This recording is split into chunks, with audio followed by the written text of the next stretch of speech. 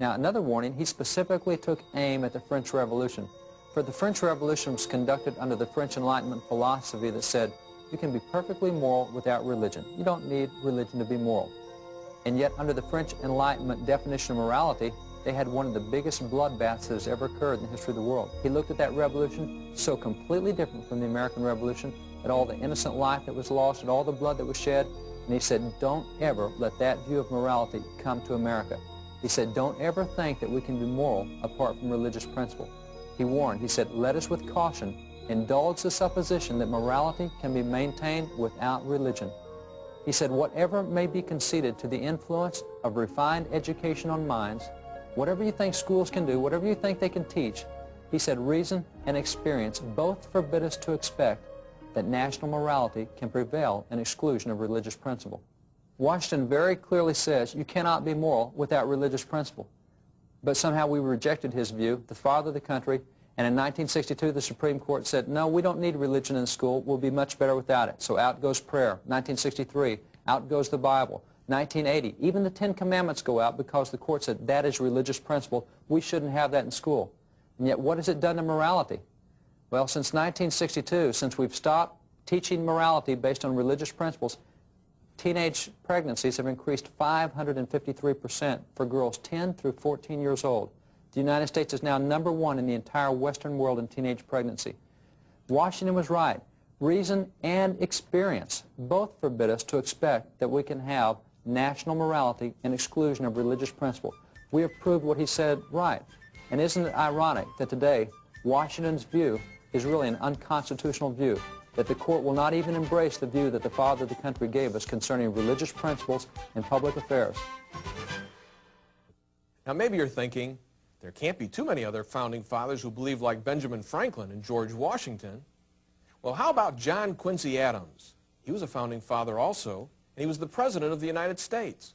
What advice would he give our political leaders today? I'd like you to listen. Another founding father that had much to say about the importance of religious principles to public affairs was John Quincy Adams. And John Quincy Adams is a terrific founding father. He's not only a founding father, he's a President of the United States. He's a Secretary of State. He was a foreign ambassador to 3 different nations. He was a U.S. Senator. He spent 18 years in the House of Representatives, etc. One of his speeches was this one that he delivered on July the 4th, 1837.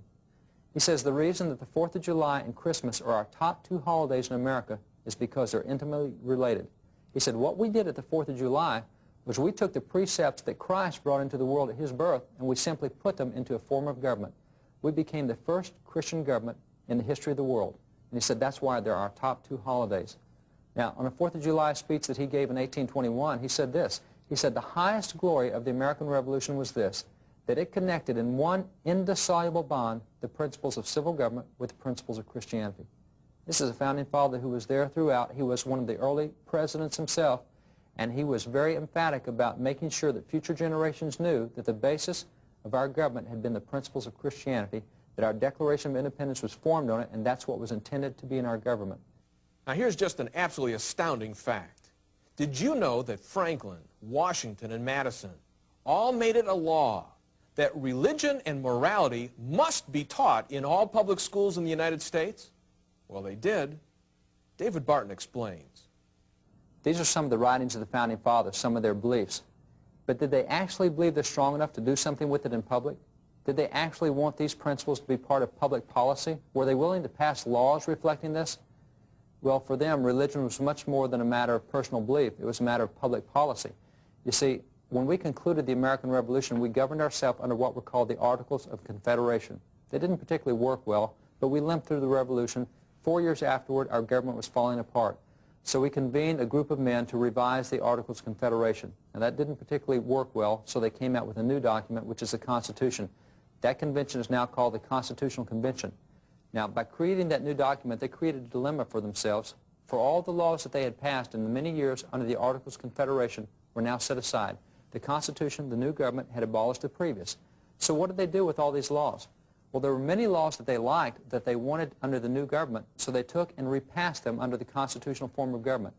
Now, one law that's of particular interest is the Northwest Ordinance, because that was the law that they had earlier passed to tell you how you could become a state in the United States. If you were a territory, the Ohio Territory, the Mississippi Territory, any other territory, here's how you could become a state in the United States.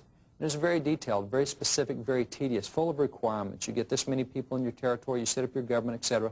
But the Founding Fathers liked that law so well that they repassed it so it would be pertinent under the U.S. Constitution. So the first House passed that law on the 17th of July, 1789. The first Senate repassed that law on the 4th of August, 1789, and George Washington put his signature on that law, on the new Northwest Ordinance, on the 7th of August, 1789. Now, that's an important time to understand. The 17th of July through the 7th of August, 1789. That is in the middle of the time that those identical men framed the First Amendment. The First Amendment, which the court now says means separation of church and state, the First Amendment was framed from the 7th of June to the 25th of September, 1789. And right in the middle of working on the First Amendment, the Founding Fathers passed the Northwest Ordinance. So what's the significance of that act? Article 3 of the Northwest Ordinance said that no new territory could become a state in the United States unless the schools in that territory were teaching religion and morality as well as knowledge. Now here's a law passed by the Founding Fathers that said we won't let you in the United States unless your schools are teaching biblical principles. If you're not teaching that, you can't just teach knowledge and expect to get in here. We expect you to teach biblical principles in what you do. Now, this is a law that we see applied for decades after the Founding Fathers. This was not an obscure act. You see, every enabling act that was granted to states or territories to become states contains the provision that you can be admitted to the United States provided you can form a state constitution that is not repugnant to the principles of the Northwest Ordinance.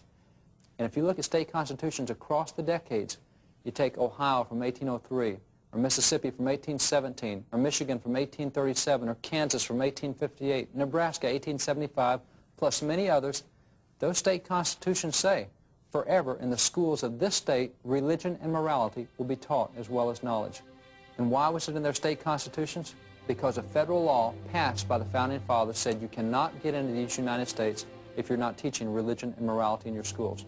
If the Founding Fathers passed that law, how is it conceivable that those are the men who wanted to keep religious principles out? It's not. They believed so much in biblical principles that they took acts through federal laws to ensure that we would always have those principles in schools. You know, as a Christian, it's apparent that our Founding Fathers left America a great legacy. But I wonder, will it be this year that we turn away from our great heritage?